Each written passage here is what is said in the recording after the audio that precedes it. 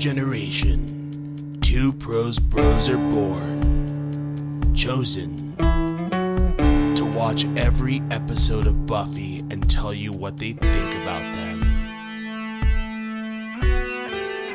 This is the Prose Bros Visit Sunnydale.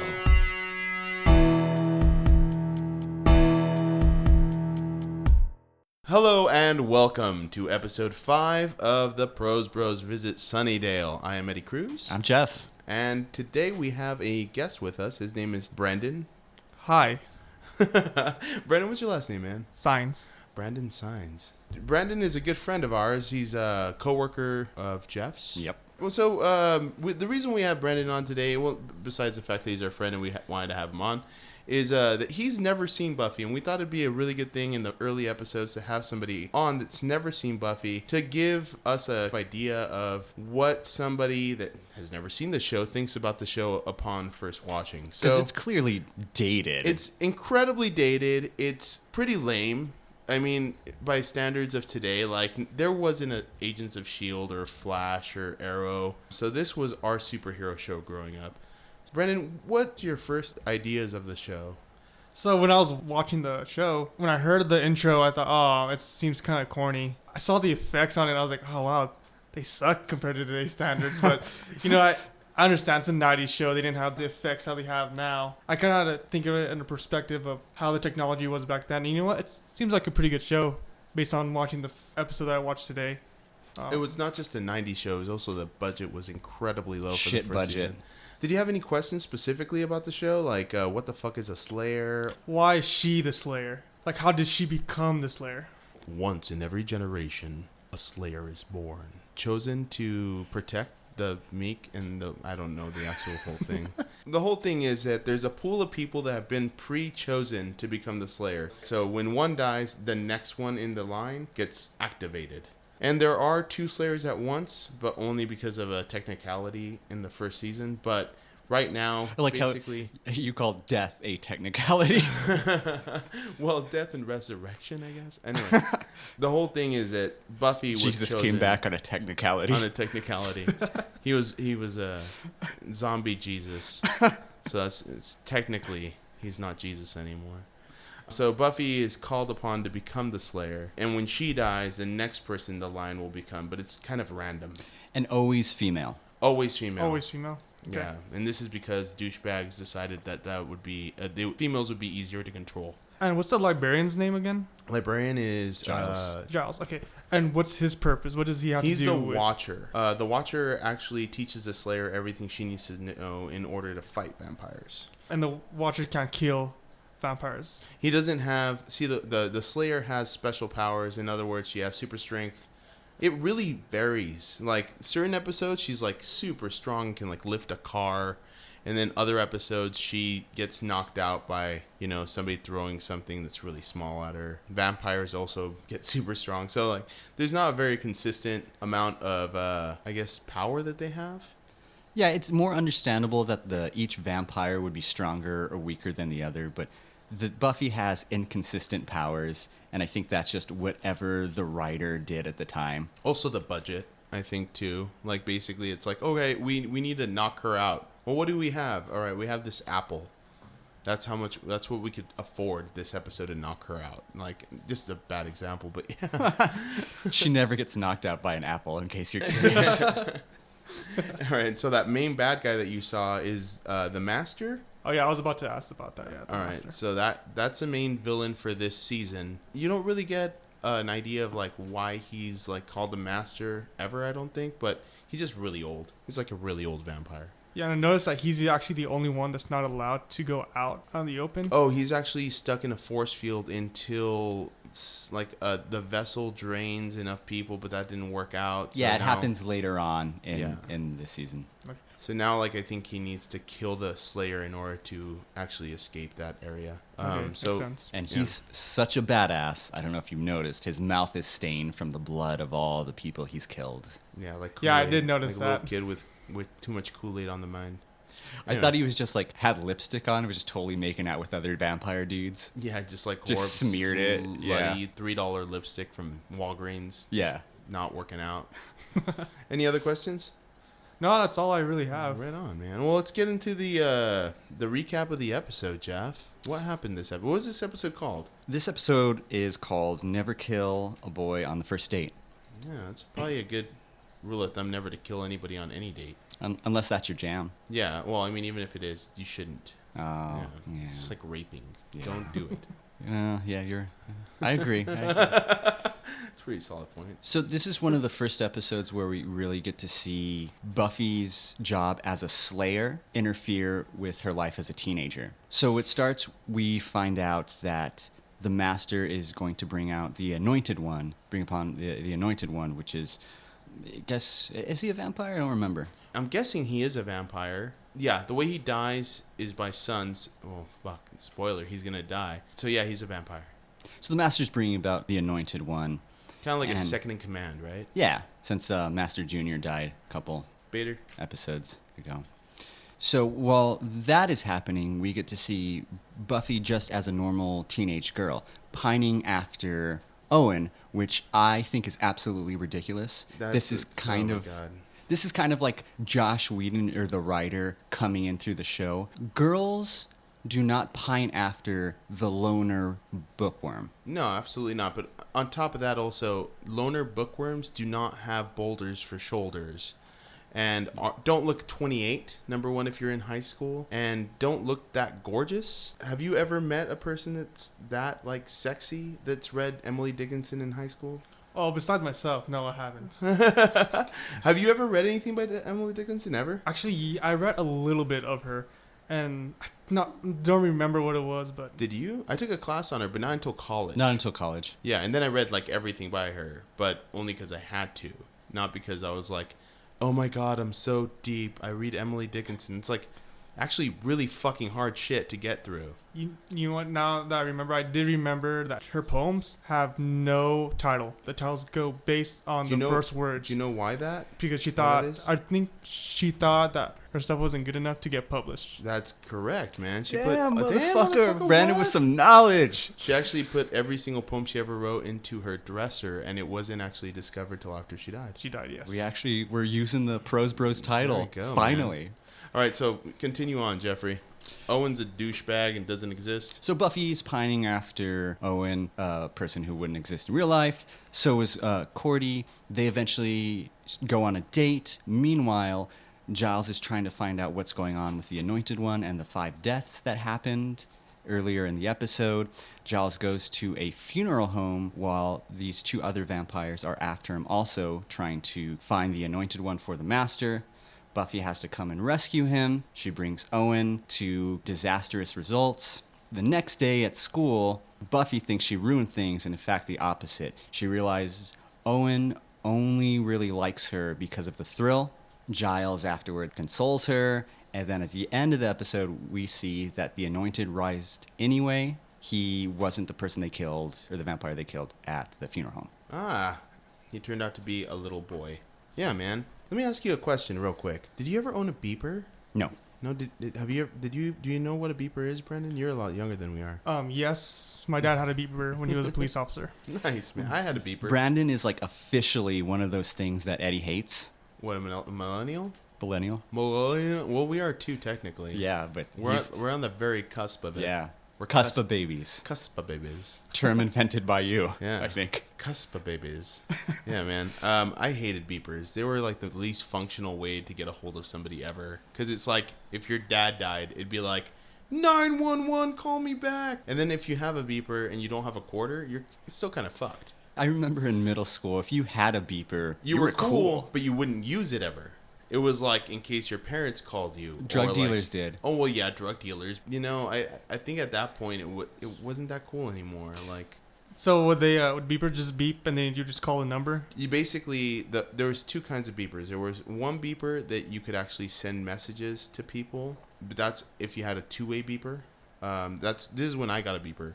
But for the most part, you'd call somebody and it just send them your number. So it'd be like caller ID with no name on it.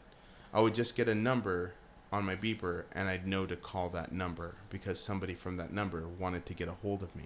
Oh, okay. When they did 2-way beepers, you'd have a scrolling alphabet and you can send a message to another person with a beeper, but it was very hard to find another person that had a two-way beeper. And Eddie and I both had beepers, and I remember beeping him because I was stuck in the funeral home and there's vampires at. No, wait, shit, that wasn't. That was part of the episode. Aw. So since we're talking about 90s stuff, can we talk about more ridiculous 90s things that happen in this episode? Another velvet coat comes back. Yes. That was ridiculous and very 90s. Velvet coats are a thing that I hope never come back. I just think they look so stupid. So we're thinking that there's a small wardrobe department, and they used this velvet coat that Owen wears early in the episode. They used that before for Angel, because they're both about the same size, which maybe is why the actor who plays Owen got the job. Yeah, probably. You They were fit. just like, You "Hey, fit the same fit." wardrobe. And they're like, you look a little old, but we can give you a good shave, and then you'll look just a lot old, but not super old? I don't know. Essentially, standing next to Giles, I was like, those guys are 10 years apart, maybe. No. Like, maybe 12. Like, I would say 20. no way. I think that Giles looked 40 in this episode, and that guy looked like 28. Dude, that Giles would be a rough 40, though. He looks pretty old, man. No, I don't think so. For this episode? I guess we'll have to figure that out hair, later. I don't know, man. I actually want to look up how old this guy was, because he looked really, really old. And I gotta say that Cordelia really came off as a skank in this episode. Yeah, and I do want to get to that as an overall theme. The last thing I want to say about the whole 90s, speaking of Cordelia, hair crimping. Oh, man. I remember that was like a huge thing with people in my high school, man. Like, all these girls would come with crimped hair, and I was just like, what does it look like? Then I saw somebody crimp their hair, and it smells so bad when you do that. You burn it. Yeah, burn the it. hair. Yeah. It's ridiculous. But Let me dude, talk to our studio audience. Becky, have you ever crimped your hair? No, it's Becky- too difficult. Too difficult? Time consuming. Too time consuming. That makes sense. Yeah, fuck that. I wouldn't. I would crimp my hair now if I had enough. I So- would do a lot of things to hair if I had hair. You mentioned a comment about Cordelia being... I don't know how we want to describe her. But She really throws herself on a lot of guys for no reason in this episode. what is this episode saying about women or manliness or masculinity? I don't really understand what they're trying to go for, because Buffy in itself is supposed to be very female empowering, and then you have Cordelia who's inviting dudes to go to the big leagues. I don't even know what the big leagues are, man. Did you ever go to the big leagues in high school? I don't think so, but it I sounded like she was definitely going to didn't fuck go him. there. Yeah, it really did. What do you think the big leagues mean, Brandon? That's what I got from it too. Yeah, just like, what does that mean? Like she gives you some big league chew and then you guys go to work or something? Go to work? By go to work, you mean like, yo, go to work, right? Yeah. Like, here's some big league chew bubblegum. Now we can have 6.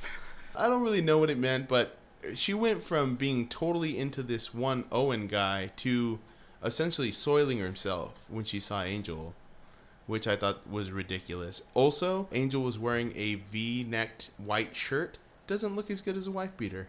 Normally he wears wife beaters. They're trying different things out. It didn't work out. I understand why they stuck to the wife beater now. I thought we were going to get through this episode without smirking. We have an issue with David Boreanaz in the previous episode smirking too much. Smirked less, a lot less smirking. He still smirked, though. There was one. There was still smirking. They're maybe they're limiting it. They're like, all right, you get 1, 2 max, buddy. That's it. I really hope. Well, after this, essentially, they're just like, never smile. Don't smile. Your smile looks really douchey. Stop smiling. One thing that I did notice is that Buffy has learned nothing from her past in this episode, because if you watch the movie, which is technically the prequel to this, Would you say it's canon? I would say the movie's canon, except for the cramps, which Xander had a picture of the cramps on his locker door, and I thought that was really cool. Little subtle wink. A little subtle wink, maybe. Or it was just a cool poster of the cramps. But in the movie, her watcher dies while she does the exact same thing she did in this episode, which is like not go help him fight vampires, which is ridiculous. It seems like she has a pretty good repertoire with Giles at this point, and she doesn't give a damn if he goes to the morgue by himself to check out if there's vampires there. It's like she's learned nothing from her past. I would argue, though, while they do make mention to the movie in previous episodes, I think they did this because they realized the people who are watching this may not watch The movie.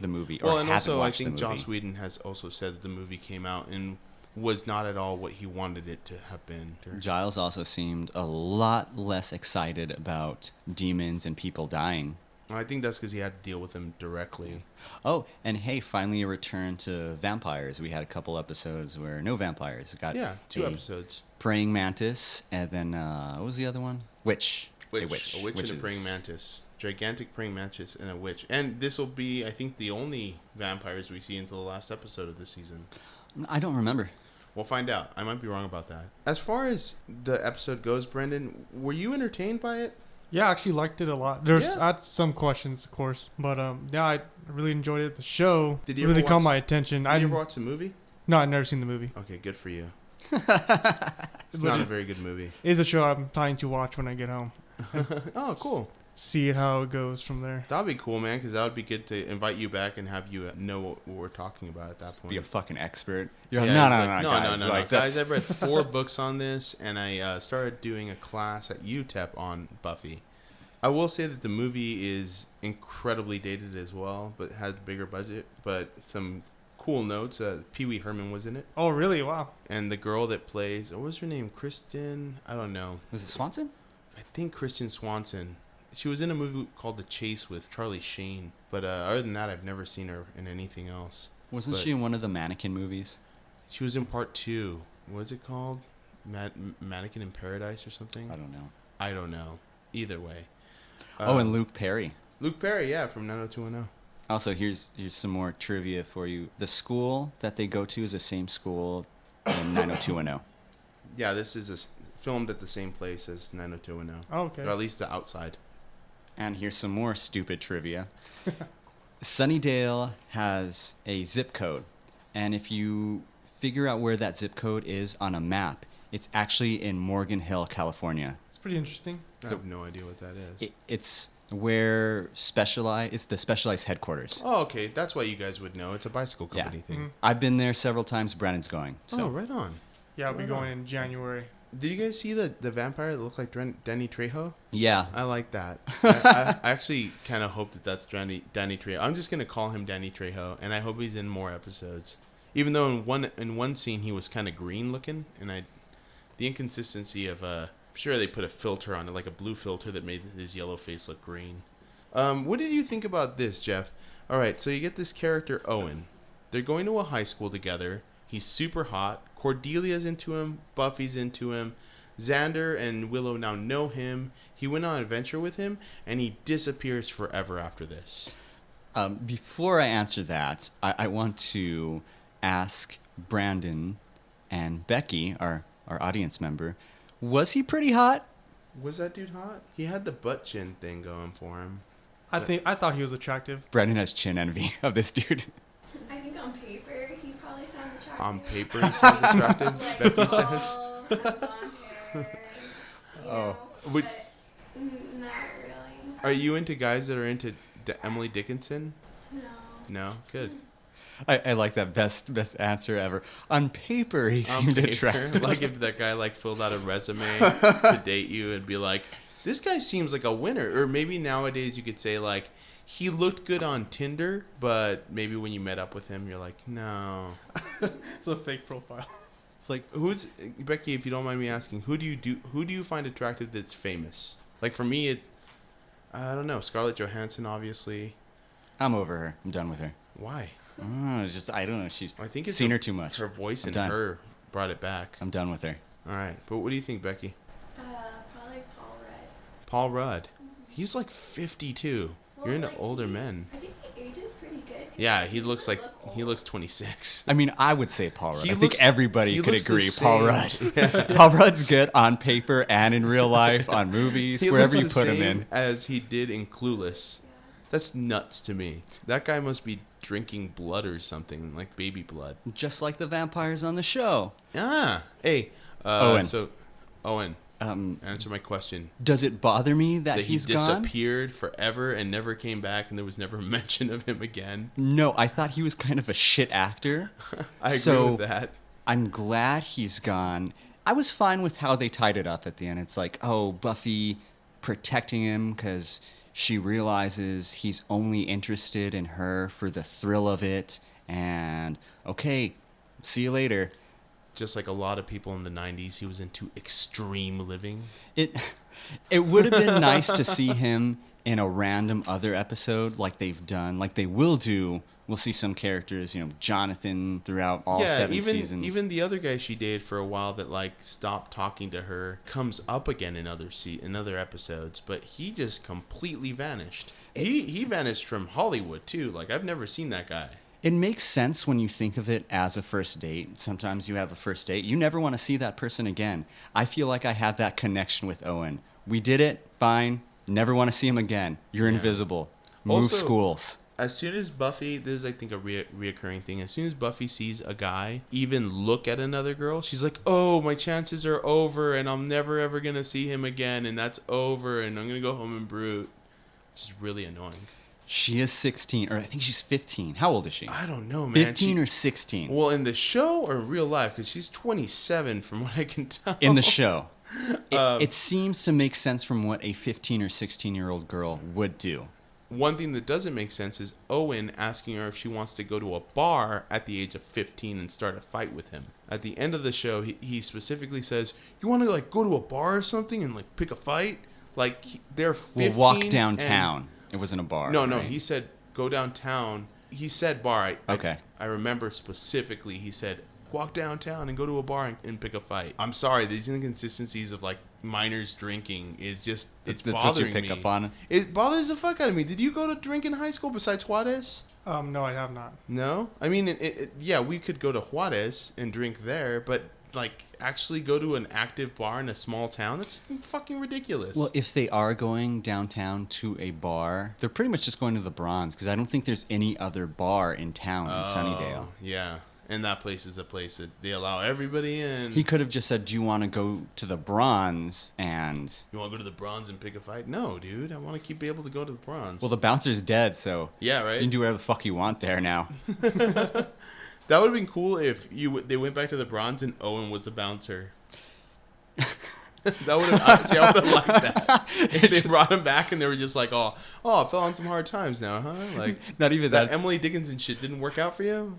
Somebody's like, oh, you work here now. He's like, yep. And that was it. Like nothing at all ever again. I loved, again, a big theme of the season is Xander's crush on Buffy. I love the scenes with Xander just being super jealous of Owen. Also, really creepy though, man. Like Wasn't in he her room. staring Yeah, through the mirror? He was like this little he had mirror? like a I don't know, caboodle box or whatever. Caboodle.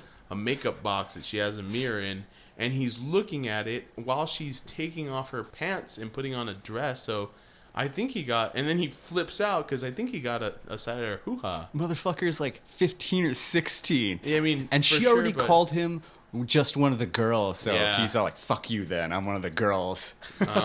Yeah, I don't Doesn't think make it that's- right. I don't think that makes it right, man. Does the guy with the V-neck? His name's Angel, correct? Angel, yeah. Does he like Buffy? I Yeah. guess, yeah. They haven't kissed or anything yet. Eventually, they become a thing. And And how then does he gets his own spin-off show eventually. and how does he know that she's a Slayer? Well, he knows about the Slayer because every vampire kind of knows about the Slayer, and he's been around for a while. But he got some information from a random bartender or like Yeah, local hood or something that like gave him the information that she was coming to town and they'd live on the Hellmouth. Which, Buffy is a huge mythology. And what we're doing, we're starting at the very, very beginning. So the writers didn't even really know where they were going. What this- happens now and where it goes is completely different. So right now, Angel is a very mysterious character. In this episode, we know that he knows she's the Slayer, but we don't know why, and we don't know any of his background. He's just kind of this brooding, smirky, quote, dreamy dude. Technically, we don't even know he's a vampire yet. No. And Oh, okay, so he's a vampire. He's in a the show. vampire in the show. So And- he's a good vampire. Well, see, See, that's more we're going, too far away. yeah, we're going but episode by episode because it's more than What's that. established so far is that they live on the Hellmouth, and that's why all this crazy shit's happening. The Master is trying to escape from this force field that he's stuck in. There's only 2 ways that he can do that, and the second way hasn't been established yet. We know that Buffy's a Slayer, Giles is her Watcher, and Xander is Has a crush super horny. on Buffy. Yeah. That's pretty much it. Apparently, so is Cordelia. Oh, has a crush on Buffy? Horny. Oh, yeah. Well, yeah, man. Cordelia just needs to calm down. Those big leagues, man, they're calling.